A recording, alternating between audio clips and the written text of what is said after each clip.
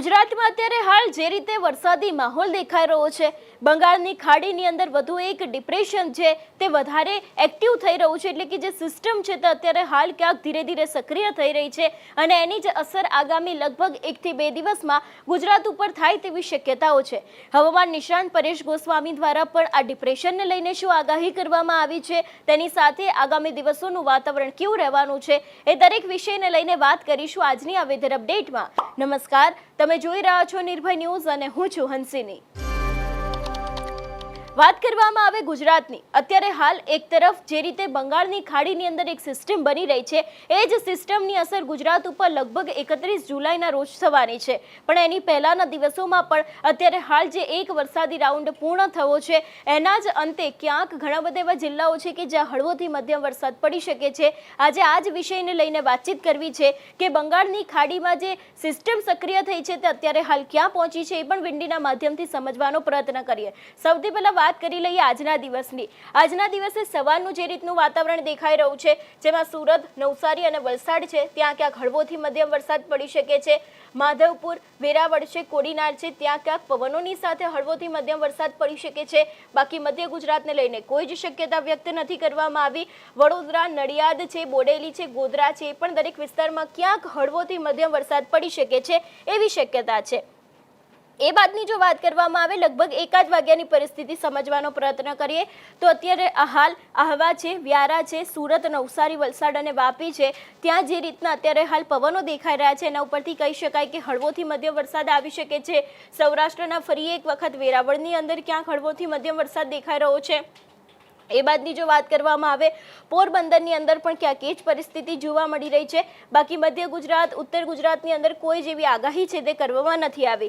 એ બાદની જો વાત કરવામાં આવે કે લગભગ સાંજે 6-1 વાગ્યાની પરિસ્થિતિ કેવી રહેવાની છે, તો જે રીતે અત્યારે હાલ વિંડીના માધ્યમથી જોઈ શકાય છે કે ફરી એક વખત આજના દિવસે ક્યાંય પણ હળવોથી મધ્યમ વરસાદ છે, ક્યાંય પણ એવા જિલ્લાઓ નથી કે જે અતિ ભારે વરસાદ પડી શકે છે, ભારે વરસાદ પડી શકે છે। પણ જે રીતે અત્યારે હાલ બંગાળની ખાડીની અંદર એક આખી સિસ્ટમ સક્રિય થઈ છે, એ જ સિસ્ટમ હવે ધીરે ધીરે ગુજરાતના નજીક આવી રહી છે। આ સિસ્ટમ અત્યારે હાલ ક્યાં પહોંચી છે, જો એના ઉપર નજર કરવામાં આવે તો જે રીતે અત્યારે હાલ ધીરે ધીરે કહી શકાય છે કે ધીરે ધીરે બંગાળની ખાડીની અંદર બનેલી સિસ્ટમ છે એ આખા વમણો ભેગા કરીને અત્યારે હાલ આ જગ્યાએ પહોંચી છે અને લગભગ 31 તારીખે આ જે સિસ્ટમ છે તે ગુજરાત તરફ આવી શકે છે એવી શક્યતાઓ વ્યક્ત કરવામાં આવી છે। વિંડીના માધ્યમથી આપણે 31 તારીખને પણ જોવાનો પ્રયત્ન કરીશું કે કયા એવા દિવસો છે કે જ્યારે આ જે સિસ્ટમ છે આખી સક્રિય થવાની છે અને ગુજરાતમાં ક્યાંક અતિ ભારે વરસાદ આવી શકે છે। આ 31 તારીખનો દિવસ છે, જે રીતે અત્યારે હાલ જોઈ શકાય છે કે ગુજરાતમાં ક્યાંક ગોધરા છે, અમદાવાદ છે, વડોદરા છે, એ દરેક જગ્યાએ ભારેથી અતિ ભારે વરસાદ આવી શકે છે એવી સંભાવનાઓ વ્યક્ત કરવામાં આવી છે। ધીરે ધીરે આ જ સિસ્ટમ 31 તારીખ એટલે કે લગભગ 30 થી 31 તારીખે આગળ વધી રહી છે। અમદાવાદની અંદર પણ રેડ એલર્ટ જોવા મળી રહ્યું છે, મહેસાણા છે, ગોધરા છે, વડોદરા છે, એટલે જે રીતે મેં આગળ પણ કહ્યું એ રીતે કે આખી સિસ્ટમ બની છે તે સીધી જ અસર મધ્ય ગુજરાતને કરવાની છે ને એની પહેલા ક્યાંક દરેક જગ્યાએ હળવોથી મધ્યમ વરસાદ આવી શકે છે। પણ અત્યારે હાલ આ સિસ્ટમ ગુજરાતની ખૂબ જ નજીક છે અને 31 તારીખની આસપાસ આ જ સિસ્ટમ ગુજરાતમાં આવશે અને એના જ પગલે ક્યાંક ભારેથી અતિ ભારે વરસાદ મધ્ય ગુજરાતની અંદર આવી શકે છે એવી શક્યતાઓ લાગી રહી છે।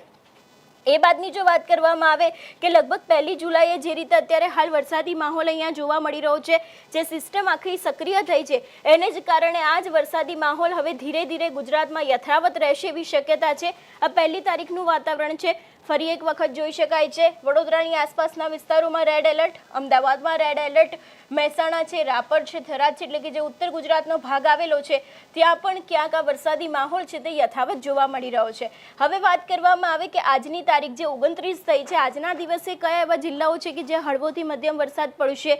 હવામાન વિભાગની આગાહી જે કરવામાં આવી છે, આમ તો હવામાન વિભાગે ભારે વરસાદનું પણ એલર્ટ આપ્યું છે, હળવાથી મધ્યમ વરસાદનું પણ એલર્ટ આપ્યું છે।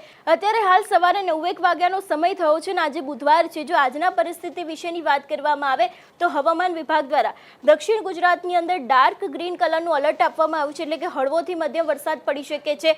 ઉત્તર ગુજરાતની અંદર પણ ક્યાંક હળવોથી મધ્યમ વરસાદ દેખાઈ રહ્યો છે। મધ્ય ગુજરાતની પણ એ જ પરિસ્થિતિ છે। કચ્છ અને સૌરાષ્ટ્રમાં પણ ક્યાંક આજના દિવસે હળવોથી મધ્યમ વરસાદ આવી શકે છે એવી શક્યતાઓ વ્યક્ત કરવામાં આવી છે। ગઈકાલે આપણે જોયું હતું કે ઘણા બધા એવા વિસ્તારો હતા કે જ્યાં હળવોથી મધ્યમ વરસાદ આવ્યો હતો અને આજના દિવસે પણ કોઈ જેવો ભારે વરસાદ છે કે જેની આગાહી કરવામાં નથી આવી. ફક્ત ને ફક્ત ગુજરાતમાં સાર્વત્રિક મેઘમહેર થઈ શકે છે એવી શક્યતા છે. ગઈકાલે તો ઘણા બધા એવા જિલ્લાઓ છે કે જ્યાં વરાપ જોવા મળી હતી. અમદાવાદની અંદર પણ ક્યાંય પણ વરસાદી માહોલ નહોતો જોવા મળતો, પણ 31મી તારીખે અમદાવાદની અંદર ભારેથી અતિ ભારે વરસાદ આવી શકે છે એવી શક્યતાઓ આપણે વિંડીના માધ્યમથી પણ જોઈ. એ બાદની વાત કરવામાં આવી કે 30મી તારીખે એના પછીના દિવસની એટલે કે આવતીકાલની પરિસ્થિતિ શું કહી રહી છે. કચ્છ, મોરબી, જામનગર, દેવભૂમિ, દ્વારકા અને પોરબંદર છે ત્યાં ક્યાંક હળવોથી મધ્યમ વરસાદ છે. દક્ષિણ ગુજરાતની અંદર આવો વરસાદ જોવા મળી રહ્યો છે. ઉત્તર ગુજરાતમાં પણ વરસાદી માહોલ છે અને સૌરાષ્ટ્રમાં પણ ક્યાંય આ જ પરિસ્થિતિ છે તે જોવા મળી રહી છે. હવે જો વાત કરવામાં આવે કે 31મી તારીખ જે દિવસે આ સિસ્ટમ ગુજરાતને અથડાવવાની છે એટલે કે કહી શકાય ગુજરાતમાં બેસવાની છે એ દિવસે અત્યારે હાલ જે રીતે જોઈ શકાય છે અમદાવાદ, ગાંધીનગર એટલે કે જે ભાગોમાં આપણે રેડ એલર્ટ જોયું હતું એના જ પગલે ક્યાંક હવામાન વિભાગે પણ એવી આગાહી કરી છે કે એ દિવસે ભારેથી અતિ ભારે વરસાદ આવી શકે છે. દક્ષિણ ગુજરાતમાં પણ એ પરિસ્થિતિ છે. સૌરાષ્ટ્રમાં પણ એની અસર જોવાની છે. કચ્છ, મોરબી, જામનગર, દેવભૂમિ, દ્વારકા અને પોરબંદર છે ત્યાં પણ ક્યાંક આવો જ માહોલ છે તે જોવા મળી રહ્યો છે. 1લી તારીખની વાત કરવામાં આવે કે વરસાદી માહોલ યથાવત જોવા મળી રહ્યો છે. સિસ્ટમની અસર 1લી તારીખે પણ થવાની છે જેના પગલે ઉત્તર ગુજરાત, દક્ષિણ ગુજરાત છે, સૌરાષ્ટ્ર છે, મધ્ય ગુજરાત છે, કચ્છ છે, આ દરેક જગ્યાએ ક્યાંક વરસાદ છે તે અત્યારે હાલ જોવા મળી રહ્યો છે. હવામાન નિષ્ણાંત પરેશ ગોસ્વામી છે એમના દ્વારા પણ આ જ સિસ્ટમને લઈને અને આગામી વરસાદી રાઉન્ડને લઈને શું આગાહી કરવામાં આવી છે તે પણ સાંભળીએ. હવે વાત કરવાની છે બંગાળની ખાડીની સિસ્ટમની. આમ જોવા જઈએ તો આપણે ગઈકાલે પણ બંગાળની ખાડીની સિસ્ટમ વિશે વાત કરી હતી. બંગાળની ખાડીમાં જે સિસ્ટમ હતી એ ગત રાત્રે મજબૂત પણ થઈ છે અને ઓડિશા ઉપર લેન્ડિંગ થયું છે. એટલે અત્યારે એ સિસ્ટમ છે એ ઓડિશા ઉપર પહોંચી ગઈ છે અને સતત અત્યારે પશ્ચિમ દિશામાં આગળ વધી રહી છે. એ સિસ્ટમ છે એ આજે વધુ મજબૂત બનીને ડીપ ડિપ્રેશન બની ગઈ છે. ડીપ ડિપ્રેશન એટલે આમ તો ટોપની કેટેગરી ગણવામાં આવે છે. જ્યારે પણ કોઈ પણ સિસ્ટમ છે સમુદ્રી સપાટી ઉપર આકાર લે એટલે સૌ પ્રથમ યુએસ એટલે કે અપર એર સાયક્લોનિક બને, એનાથી વધારે મજબૂત થાય તો લો પ્રેશર બને, ત્યાર પછી વેલમાર્ક લો પ્રેશર બને. જો વેલમાર્ક લો પ્રેશર મજબૂત થાય તો ડિપ્રેશન બને ને ડિપ્રેશન પછી એ ડીપ ડિપ્રેશન બને. હવે ડીપ ડિપ્રેશન છે એ ટોપની કેટેગરી ગણવામાં આવે છે, ખૂબ મજબૂત ગણવામાં આવે છે. જો ડીપ ડિપ્રેશન પછી વધુ મજબૂત થાય તો એ સીધું સાયક્લોન એટલે કે વાવાઝોડું બની જતું હોય છે. અત્યારે કોઈ એ સિસ્ટમ છે વાવાઝોડા સુધી પહોંચે તેવી શક્યતાઓ હાલ દેખાતી નથી, પણ સિસ્ટમ ચોક્કસથી વધુ મજબૂત થઈ ચૂકી છે અને સિસ્ટમ અત્યારે પશ્ચિમ દિશામાં આગળ વધી રહી છે અને અત્યારે એ સિસ્ટમ ઓડિશા ઉપર પહોંચી ગઈ છે. લગભગ 30 તારીખે સાંજ સુધીમાં અથવા તો 31 તારીખે બપોર સુધીમાં એ સિસ્ટમ છે એ ગુજરાતમાં પ્રવેશ કરે તેવી શક્યતાઓ રહેલી છે. એટલે અત્યાર સુધીમાં જોવા જઈએ તો અમે જે સતત આ સિસ્ટમ ઉપર નજર રાખી રહ્યા છીએ એમાં ટ્રેક છે એમાં બહુ કંઈ બદલાવ થયા નથી. એટલે ગુજરાત સુધી તો ચોક્કસથી આ સિસ્ટમ આવવાની છે અને એ સિસ્ટમને કારણે 30 અથવા તો 31 તારીખથી ગુજરાતમાં ફરીથી જે વરસાદનો રાઉન્ડ ચાલુ થશે એ રાઉન્ડ છે એ 4 અથવા તો 5 ઓગસ્ટ સુધી જોવા મળે તેવી શક્યતાઓ છે. અને એની અંદર પણ સાર્વત્રિક લગભગ ગુજરાતના 80 થી 90% વિસ્તારને વરસાદનો લાભ આપશે. જો કે સિસ્ટમ નજીક પહોંચશે પછી વધારે અંદાજ આવશે કે કયા વિસ્તારને વધારે અને કયા વિસ્તારને ઓછો લાભ મળશે. ખાસ કરીને એ સિસ્ટમ છે આવશે એટલે કદાચ ઉત્તર તરફથી જાય અથવા તો થોડુંક મધ્ય ઉપરથી નીકળે છતાં પણ મધ્ય ગુજરાતનું અમદાવાદ, આણંદ, નડિયાદ, ખેડા, વડોદરા અને છોટાઉદેપુર સુધીના વિસ્તારો છે એમાંથી ભારેથી અતિભારે વરસાદ છે એ ચોક્કસ જોવા મળશે. અને એ સાથે દક્ષિણ ગુજરાતનું ભરૂચ, અંકલેશ્વર, રાજપીપળા અને સુરત, વલસાડ સહિતના વિસ્તારોમાં પણ ભારેથી અતિભારે વરસાદ નોંધાઈ શકે છે. સૌરાષ્ટ્ર હોય પછી સૌરાષ્ટ્રમાં પશ્ચિમ સૌરાષ્ટ્ર, ઉત્તર સૌરાષ્ટ્ર અથવા તો કહી શકાય કે કચ્છ અને બીજા પણ જે ઉત્તર ગુજરાતના વિસ્તારો છે તમામ વિસ્તારોની અંદર એકંદરે સારા વરસાદ પડે તેવી પૂરેપૂરી શક્યતાઓ અત્યારે લાગી રહી છે. અમારી નજર છે એ સતત આ સિસ્ટમ ઉપર બનેલી છે અને આ સિસ્ટમ વિશે અમે સતત આપને માહિતી આપતા રહીશું.